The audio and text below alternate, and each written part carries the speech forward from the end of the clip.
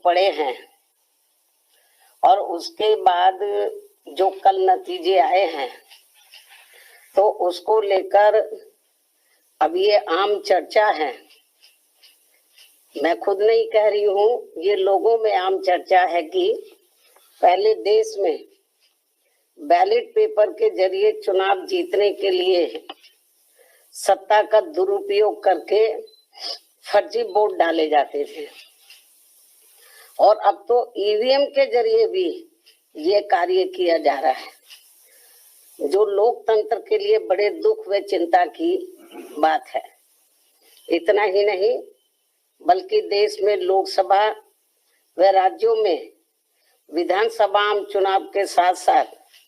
खासकर उपचुनावों में तो अब ये कार्य काफी खुलकर किया जा रहा है और ये सब हमें हाल ही में हुए यूपी के उपचुनाव में काफी कुछ देखने के लिए मिला है। और इस बार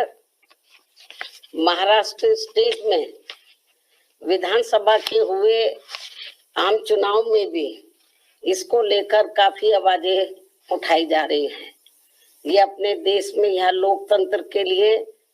बहुत बड़ी खतरे की घंटी भी है। ऐसी स्थिति में अब हमारी पार्टी ने ये फैसला लिया है कि जब तक देश में फर्जी वोटों को डालने से रोकने के लिए देश के चुनाव आयोग द्वारा कोई सख्त कदम नहीं उठाए जाते हैं, इस सीटों पर हुए उपचुनाव में इस बार जो वोट पड़े हैं और उसके बाद जो कल नतीजे आए हैं तो उसको लेकर अब ये आम चर्चा है। मैं खुद नहीं कह रही हूँ, ये लोगों में आम चर्चा है कि पहले देश में बैलेट पेपर के जरिए चुनाव जीतने के लिए सत्ता का दुरुपयोग करके फर्जी वोट डाले जाते थे और अब तो ईवीएम के जरिए भी ये कार्य किया जा रहा है, जो लोकतंत्र के लिए बड़े दुख व चिंता की बात है। इतना ही नहीं बल्कि देश में लोकसभा व राज्यों में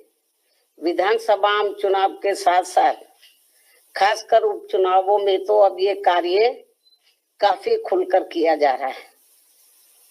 और ये सब हमें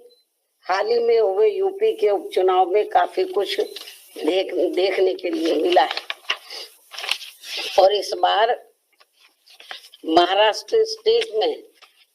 विधानसभा के हुए आम चुनाव में भी इसको लेकर काफी आवाजें उठाई जा रही हैं। ये अपने देश में यह लोकतंत्र के लिए बहुत बड़ी खतरे की घंटी भी है।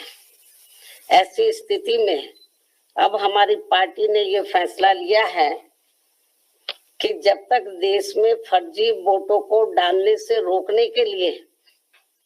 देश के चुनाव आयोग द्वारा कोई सख्त कदम नहीं उठाए जाते हैं तो तब तक हमारी पार्टी देश में खासकर अब कोई भी उपचुनाव नहीं लड़ेगी। मैं उपचुनाव की बात कर रही हूँ, बाई इलेक्शन की। तो तब तक हमारी पार्टी देश में खासकर अब कोई भी उपचुनाव नहीं लड़ेगी, जबकि आम चुनाव में जब जनरल इलेक्शन होते हैं, जबकि आम चुनाव में इस मामले में थोड़ा बचाव जरूर हो जाता है, क्योंकि इनका अर्थात सरकारी मशीनरी का सत्ता परिवर्तन के डर की वजह से जब जनरल इलेक्शन होता है, जो पार्टी पावर में होती है जरूरी नहीं है कि वो पार्टी पावर में फिर से लौट के आ जाए, दूसरी पार्टी भी आ सकती है, तो फिर वो जो सरकारी मशीनरी है वो थोड़ा घबराती है। जबकि आम चुनाव में इस मामले में थोड़ा बचाव जरूर हो जाता है, क्योंकि इनका अर्थात सरकारी मशीनरी का सत्ता परिवर्तन के डर की वजह से आम चुनाव में इनका जनता पर कोई ज्यादा दबाव या डर आदि नहीं होता है, जिसे खास ध्यान में रखकर हमारी पार्टी देश में लोकसभा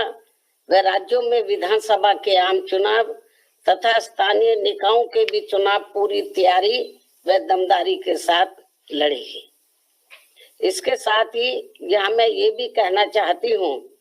कि यूपी में सन 2007 में बीएसपी की अकेले ही पूर्ण बहुमत की सरकार बनने के बाद से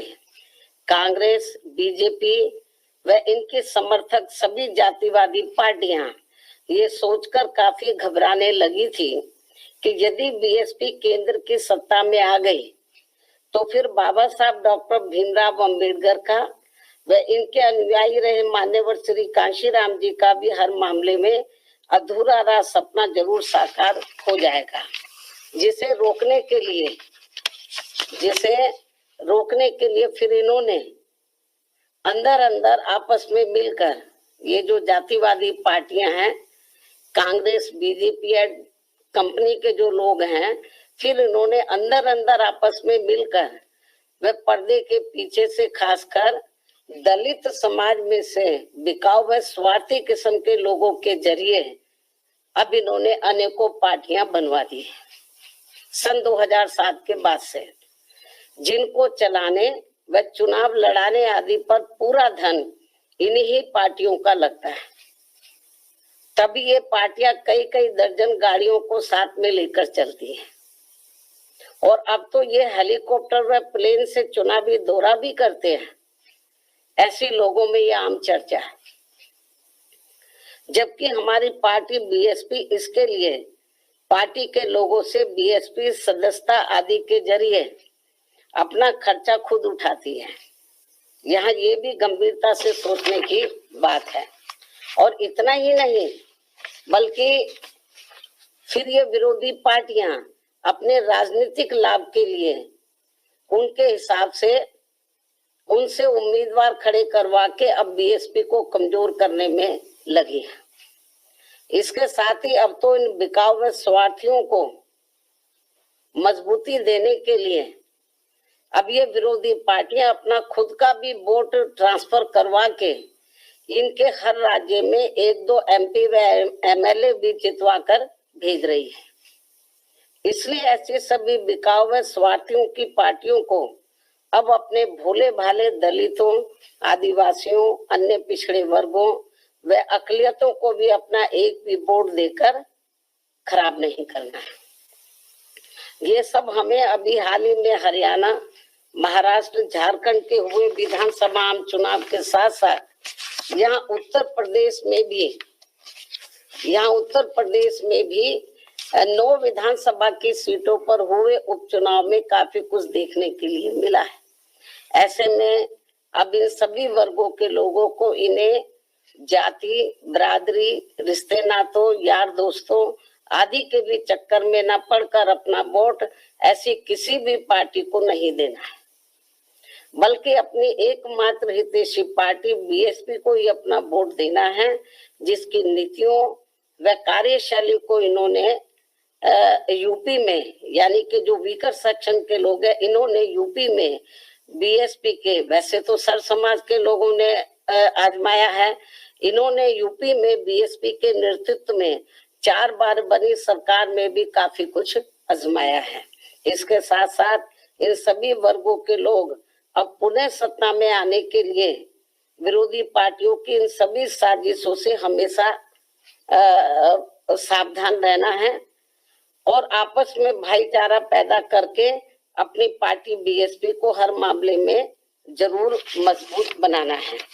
तथा इनके इन सभी साजिशों से ये लोग हमेशा सावधान भी रहें।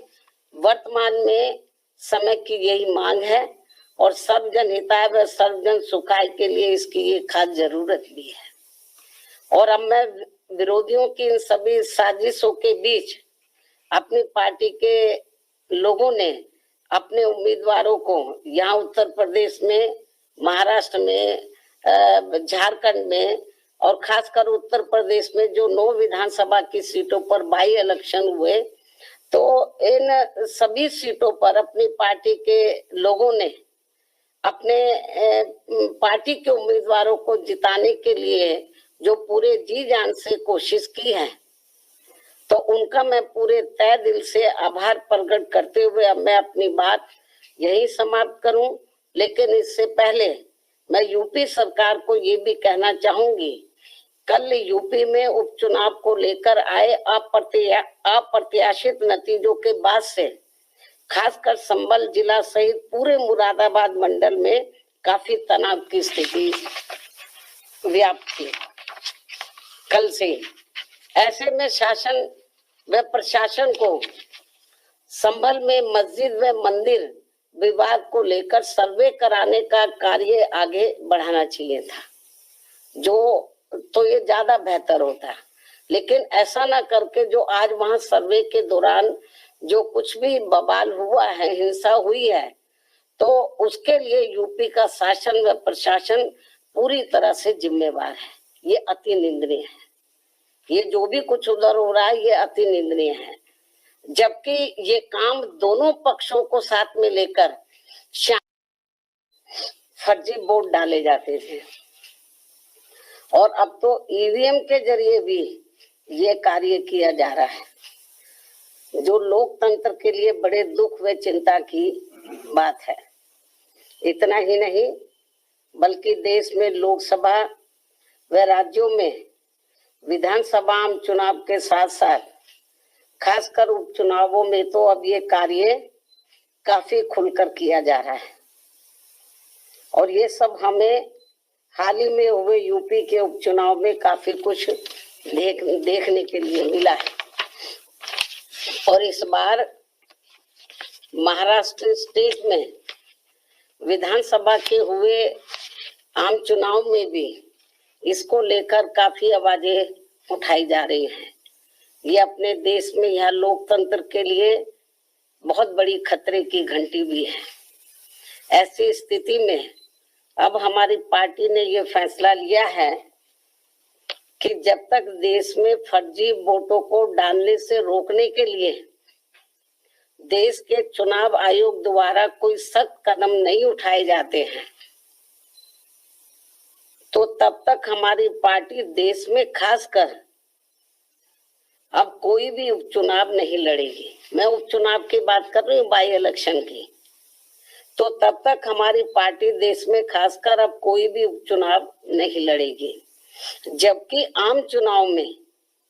जब जनरल इलेक्शन होते हैं, जबकि आम चुनाव में इस मामले में थोड़ा बचाव जरूर हो जाता है, क्योंकि इनका अर्थात सरकारी मशीनरी का सत्ता परिवर्तन के डर की वजह से जब जनरल इलेक्शन होता है, जो पार्टी पावर में होती है, जरूरी नहीं है कि वो पार्टी पावर में फिर से लौट के आ जाए, दूसरी पार्टी भी आ सकती है। तो फिर वो जो सरकारी मशीनरी है वो थोड़ा घबराती है। जबकि आम चुनाव में इस मामले में थोड़ा बचाव जरूर हो जाता है, क्योंकि इनका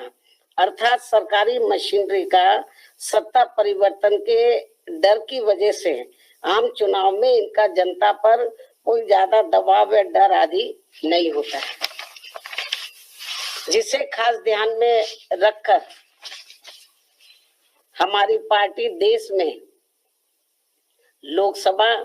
व राज्यों में विधानसभा के आम चुनाव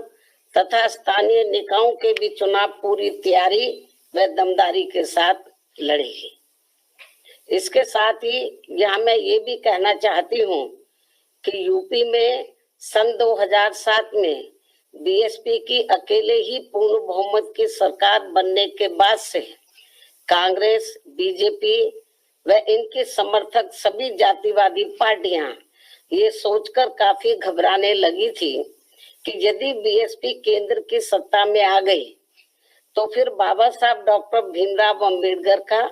व इनके अनुयायी रहे मान्यवर श्री कांशीराम जी का भी हर मामले में अधूरा रहा सपना जरूर साकार हो जाएगा। जिसे रोकने के लिए फिर इन्होंने अंदर अंदर आपस में मिलकर ये जो जातिवादी पार्टियां हैं, कांग्रेस, बीजेपी और कंपनी के जो लोग हैं, फिर इन्होंने अंदर अंदर आपस में मिलकर वे पर्दे के पीछे से खासकर दलित समाज में से बिकाऊ व स्वार्थी किस्म के लोगों के जरिए अब इन्होंने अनेकों पार्टियां बनवा दी सन 2007 के बाद से, जिनको चलाने व चुनाव लड़ाने आदि पर पूरा धन इन्हीं पार्टियों का लगता है। तभी ये पार्टियां कई कई दर्जन गाड़ियों को साथ में लेकर चलती हैं। और अब तो ये हेलीकॉप्टर व प्लेन से चुनावी दौरा भी करते हैं। ऐसे लोगों में ये आम चर्चा है। जबकि हमारी पार्टी बीएसपी इसके लिए पार्टी के लोगों से बीएसपी सदस्यता आदि के जरिए अपना खर्चा खुद उठाती है। यहाँ ये भी गंभीरता से सोचने की बात है। और इतना ही नहीं, बल्कि फिर ये विरोधी पार्टियां अपने राजनीतिक लाभ के लिए उनके हिसाब से उनसे उम्मीदवार खड़े करवा के अब बीएसपी को कमजोर करने में लगी है। इसके साथ ही अब तो इन बिकाऊ व स्वार्थियों को मजबूती देने के लिए अब ये विरोधी पार्टियां अपना खुद का भी वोट ट्रांसफर करवा के इनके हर राज्य में 1-2 एमपी व एमएलए भी जितवा कर भेज रही है। इसलिए ऐसे सभी बिकाऊ व स्वार्थियों की पार्टियों को अब अपने भोले भाले दलितों, आदिवासियों, अन्य पिछड़े वर्गों व अकलियतों को भी अपना एक भी वोट देकर खराब नहीं करना है। ये सब हमें अभी हाल ही में हरियाणा, महाराष्ट्र, झारखंड के हुए विधानसभा आम चुनाव के साथ साथ यहाँ उत्तर प्रदेश में भी 9 विधानसभा की सीटों पर हुए उपचुनाव में काफी कुछ देखने के लिए मिला है। ऐसे में अब इन सभी वर्गों के लोगों को इन्हें जाति, बिरादरी, रिश्ते नातों, यार दोस्तों आदि के भी चक्कर में न पड़कर अपना वोट ऐसी किसी भी पार्टी को नहीं देना है, बल्कि अपनी एकमात्र हितैषी पार्टी बीएसपी को ही अपना वोट देना है, जिसकी नीतियों व कार्यशैली को इन्होंने यूपी में, यानी कि जो वीकर सेक्शन के लोग हैं, इन्होंने यूपी में बीएसपी के, वैसे तो सर समाज के लोगों ने आजमाया है, इन्होंने यूपी में बीएसपी के नेतृत्व में 4 बार बनी सरकार में भी काफी कुछ आजमाया है। इसके साथ साथ इन सभी वर्गों के लोग अब पुनः सत्ता में आने के लिए विरोधी पार्टियों की इन सभी साजिशों से हमेशा सावधान रहना है और आपस में भाईचारा पैदा करके अपनी पार्टी बीएसपी को हर मामले में जरूर मजबूत बनाना है तथा इनके इन सभी साजिशों से ये लोग हमेशा सावधान भी रहें। वर्तमान में समय की यही मांग है और सर्वजन हिताय व सर्वजन सुखाय के लिए इसकी ये खास जरूरत भी है। और अब मैं विरोधियों की इन सभी साजिशों के बीच अपनी पार्टी के लोगों ने अपने उम्मीदवारों को यहाँ उत्तर प्रदेश में, महाराष्ट्र में, झारखंड में और खासकर उत्तर प्रदेश में जो 9 विधानसभा की सीटों पर बाई इलेक्शन हुए, तो इन सभी सीटों पर अपनी पार्टी के लोगों ने अपने पार्टी के उम्मीदवारों को जिताने के लिए जो पूरे जी जान से कोशिश की है, तो उनका मैं पूरे तय दिल से आभार प्रकट करते हुए अब मैं अपनी बात यही समाप्त करूं। लेकिन इससे पहले मैं यूपी सरकार को ये भी कहना चाहूंगी, कल यूपी में उपचुनाव को लेकर आए अप्रत्याशित नतीजों के बाद से खासकर संभल जिला सहित पूरे मुरादाबाद मंडल में काफी तनाव की स्थिति व्याप्त थी कल से। ऐसे में शासन व प्रशासन को संभल में मस्जिद व मंदिर विवाद को लेकर सर्वे कराने का कार्य आगे बढ़ाना चाहिए था, जो तो ये ज्यादा बेहतर होता है। लेकिन ऐसा ना करके जो आज वहां सर्वे के दौरान जो कुछ भी बवाल हुआ है, हिंसा हुई है,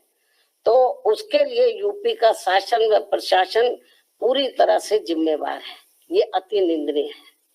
ये जो भी कुछ उधर हो रहा है ये अति निंदनीय है, जबकि ये काम दोनों पक्षों को साथ में लेकर शांतिमय ढंग से किया जाना चाहिए था, जो नहीं किया जा रहा है। ऐसे में अब मैं खासकर संभल के सभी लोगों से वहां शांति व्यवस्था बनाने की भी पुरजोर अपील करते हुए अपनी बात यही समाप्त करती हूँ। धन्यवाद। जय भीम व जय भारत।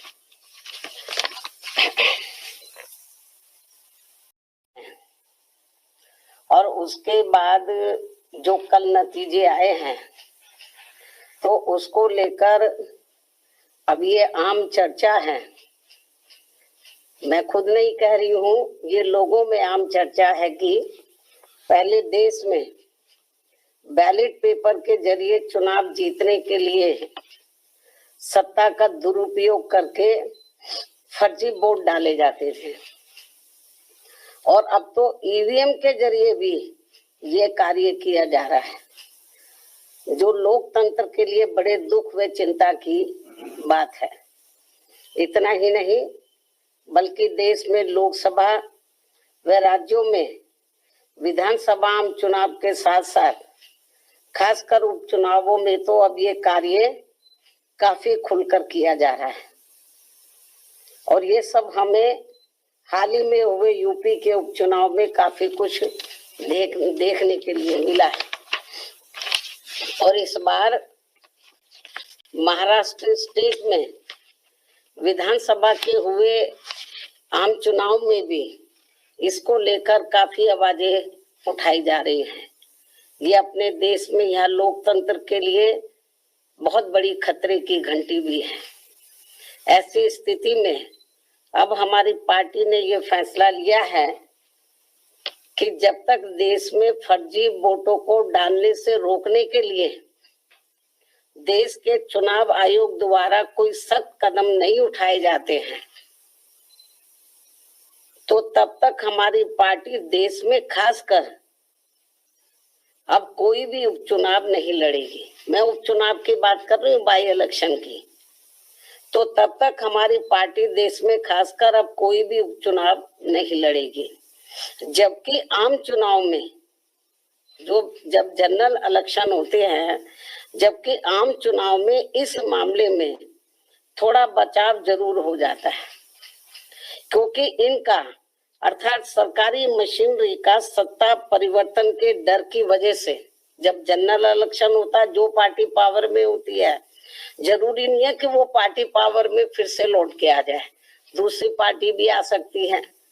तो फिर वो जो सरकारी मशीनरी है वो थोड़ा घबराती है, जबकि आम चुनाव में इस मामले में थोड़ा बचाव जरूर हो जाता है, क्योंकि इनका अर्थात सरकारी मशीनरी का सत्ता परिवर्तन के डर की वजह से आम चुनाव में इनका जनता पर कोई ज्यादा दबाव या डर आदि नहीं होता है, जिसे खास ध्यान में रखकर हमारी पार्टी देश में लोकसभा व राज्यों में विधानसभा के आम चुनाव तथा स्थानीय निकायों के भी चुनाव पूरी तैयारी व दमदारी के साथ लड़ेगी। इसके साथ ही यहाँ मैं ये भी कहना चाहती हूँ कि यूपी में सन 2007 में बीएसपी की अकेले ही पूर्ण बहुमत की सरकार बनने के बाद से कांग्रेस, बीजेपी व इनके समर्थक सभी जातिवादी पार्टियां ये सोचकर काफी घबराने लगी थी कि यदि बीएसपी केंद्र की सत्ता में आ गई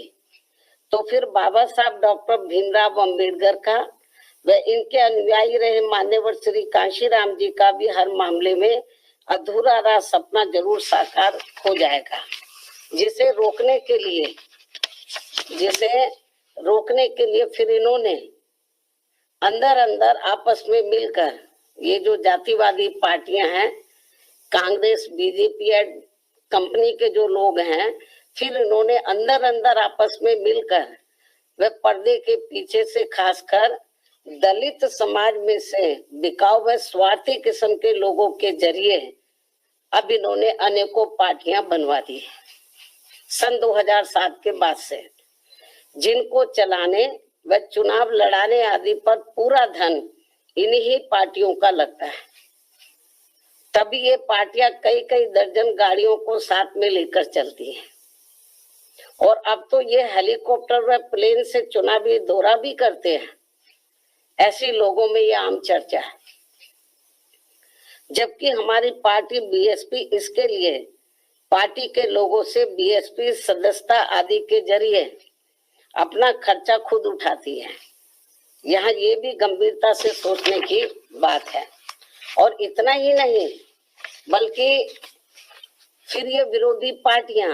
अपने राजनीतिक लाभ के लिए उनके हिसाब से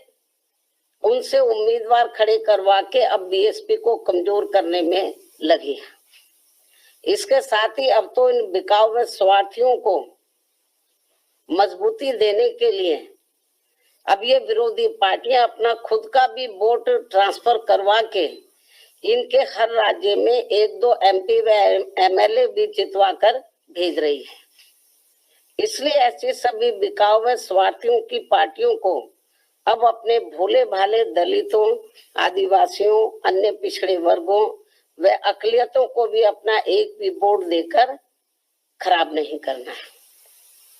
ये सब हमें अभी हाल ही में हरियाणा, महाराष्ट्र, झारखंड के हुए विधानसभा आम चुनाव के साथ साथ यहाँ उत्तर प्रदेश में भी 9 विधानसभा की सीटों पर हुए उपचुनाव में काफी कुछ देखने के लिए मिला है। ऐसे में अब इन सभी वर्गों के लोगों को इन्हें जाति, बिरादरी, रिश्ते नातों, यार दोस्तों आदि के भी चक्कर में न पड़कर अपना वोट ऐसी किसी भी पार्टी को नहीं देना है, बल्कि अपनी एकमात्र हितैषी पार्टी बीएसपी को ही अपना वोट देना है, जिसकी नीतियों व कार्यशैली को इन्होंने यूपी में, यानी कि जो वीकर सेक्शन के लोग हैं, इन्होंने यूपी में बीएसपी के, वैसे तो सर समाज के लोगों ने आजमाया है, इन्होंने यूपी में बीएसपी के नेतृत्व में 4 बार बनी सरकार में भी काफी कुछ आजमाया है। इसके साथ साथ इन सभी वर्गों के लोग अब पुनः सत्ता में आने के लिए विरोधी पार्टियों की इन सभी साजिशों से हमेशा सावधान रहना है और आपस में भाईचारा पैदा करके अपनी पार्टी बीएसपी को हर मामले में जरूर मजबूत बनाना है तथा इनके इन सभी साजिशों से ये लोग हमेशा सावधान भी रहें। वर्तमान में समय की यही मांग है और सर्वजन हिताय व सर्वजन सुखाय के लिए इसकी ये खास जरूरत भी है। और अब मैं विरोधियों की इन सभी साजिशों के बीच अपनी पार्टी के लोगों ने अपने उम्मीदवारों को यहाँ उत्तर प्रदेश में, महाराष्ट्र में, झारखंड में और खासकर उत्तर प्रदेश में जो 9 विधानसभा की सीटों पर बाई इलेक्शन हुए, तो इन सभी सीटों पर अपनी पार्टी के लोगों ने अपने पार्टी के उम्मीदवारों को जिताने के लिए जो पूरे जी जान से कोशिश की है, तो उनका मैं पूरे तय दिल से आभार प्रकट करते हुए अब मैं अपनी बात यही समाप्त करूं। लेकिन इससे पहले मैं यूपी सरकार को ये भी कहना चाहूंगी, कल यूपी में उपचुनाव को लेकर आए अप्रत्याशित नतीजों के बाद से खासकर संभल जिला सहित पूरे मुरादाबाद मंडल में काफी तनाव की स्थिति व्याप्त थी कल से। ऐसे में शासन व प्रशासन को संभल में मस्जिद व मंदिर विवाद को लेकर सर्वे कराने का कार्य आगे बढ़ाना चाहिए था, जो तो ये ज्यादा बेहतर होता। लेकिन ऐसा ना करके जो आज वहां सर्वे के दौरान जो कुछ भी बवाल हुआ है, हिंसा हुई है, तो उसके लिए यूपी का शासन व प्रशासन पूरी तरह से जिम्मेवार है। ये अति निंदनीय है। ये जो भी कुछ उधर हो रहा है ये अति निंदनीय है, जबकि ये काम दोनों पक्षों को साथ में लेकर शांतिमय ढंग से किया जाना चाहिए था, जो नहीं किया जा रहा है। ऐसे में अब मैं खासकर संभल के सभी लोगों से वहां शांति व्यवस्था बनाने की भी पुरजोर अपील करते हुए अपनी बात यही समाप्त करती हूँ। धन्यवाद। जय भीम व जय भारत।